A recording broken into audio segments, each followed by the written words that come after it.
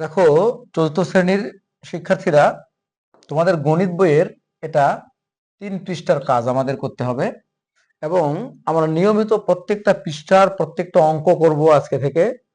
ওকে, আমরা শুরু করি। আমাদেরকে এখানে 1 নম্বর কি করতে বলছে? দেখো, 1 নম্বর করতে বলছে নিচের সংখ্যাগুলো উচ্চস্বরে পড়ো, কোথায় লেখো এবং উপরে দেখানো নিয়ম অনুযায়ী স্থানীয় মান নির্ণয় করো। এটা এটা এবং এটা উচ্চস্বরে পড়তে বলছে, তারপরে কোথায় লিখতে বলছে, তারপরে কি করতে বলছে? স্থানীয় মান উপরের দেখানো নিয়ম অনুযায়ী, এই যে নিয়মটা অনুযায়ী স্থানীয় মান নির্ণয় করতে হবে। তাহলে এটা আমরা পড়ি 1 নম্বরটা, একক, দশক, শতক, হাজার, অযুত। তাহলে আমরা জানি হাজারের ঘর দুটা, হ্যাঁ, হাজার এবং অযুত। অযুত মানে এক অযুত মানে এখানে লেখা আছে এক অযুত অর্থ হলো 10,000। তাহলে এটা কি পড়বো আমরা? একক, দশক, শতক, হাজার, অযুত 23,000। 23,000, ঠিক আছে। 23,517। 23,517 1 নম্বরে আমরা লিখবো। এখানে কোথায় লিখতে বলছে?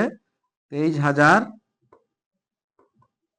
23,517, ঠিক আছে।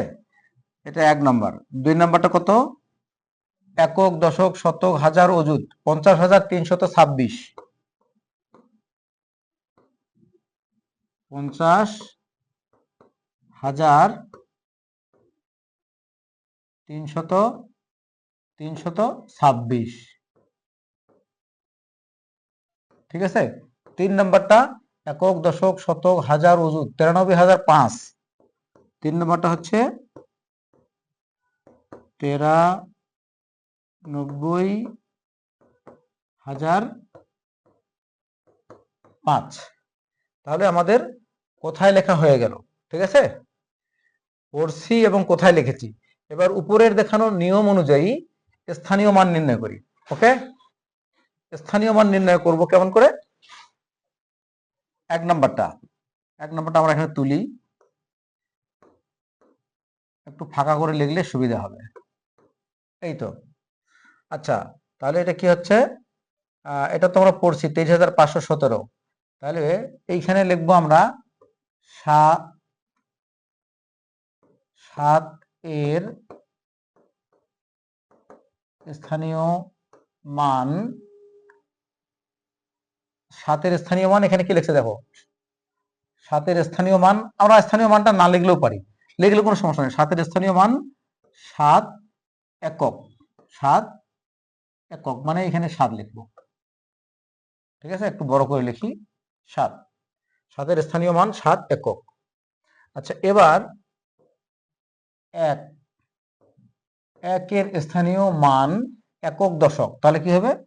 1 দশক মানে 1/10। এই যে, ঠিক আছে। 5 এর স্থানীয় মান 5 একক, দশক, শতক। তাহলে 5 শতক। 500 শতক মানে কি? 500। আচ্ছা, 3 এর স্থানীয় মান একক, দশক, শতক, হাজার। তাহলে কত হবে? 3,000। 3,000 কেমন করে লিখবো? একক, দশক, শতক, হাজার, 3,000। ওকে, 3 এর স্থানীয় মান 3,000। আচ্ছা, এবার 2 এর স্থানীয় মান কত লিখবো? 2 এর স্থানীয় মান একক, দশক, শতক, হাজার, অযুত। 2 অযুত মানে 20,000।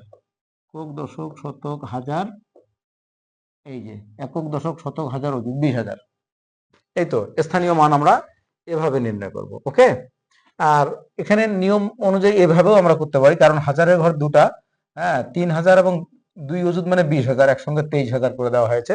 আমরা এভাবেও লিখতে পারি। ওকে, এবার 2 নাম্বারটা আমরা করি, তুলে নেই। 2 নাম্বার 50, 3, 2, 6, 2, 6, ঠিক আছে। আচ্ছা, 6টা কি হবে? আমরা শর্টকাটে লিখি 6 একক। 6 একক মানে খালি 6। আচ্ছা, 2 দশক মানে 2 দশ মানে 20, ঠিক আছে।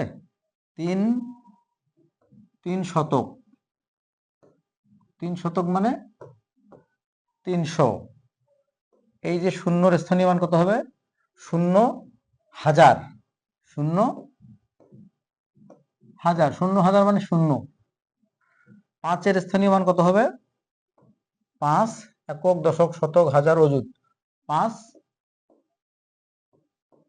অযুত, 5 অযুত মানে কত? 50,000। 1 অযুত মানে 10,000। এই যে 50,000 হতে গেলে আমাদেরকে নিতে হবে 5টা সংখ্যা। এই যে আমাদের 2 নম্বরটা হয়ে গেছে। এবার 3 নম্বর। 3 নম্বরটা তুলে নেই। 93005। ওকে, 93005। 5 একক, 5 শূন্য দশক, ওটা শূন্যই। তারপরে 0 শতক, এটাও 0। তারপরে 3,000,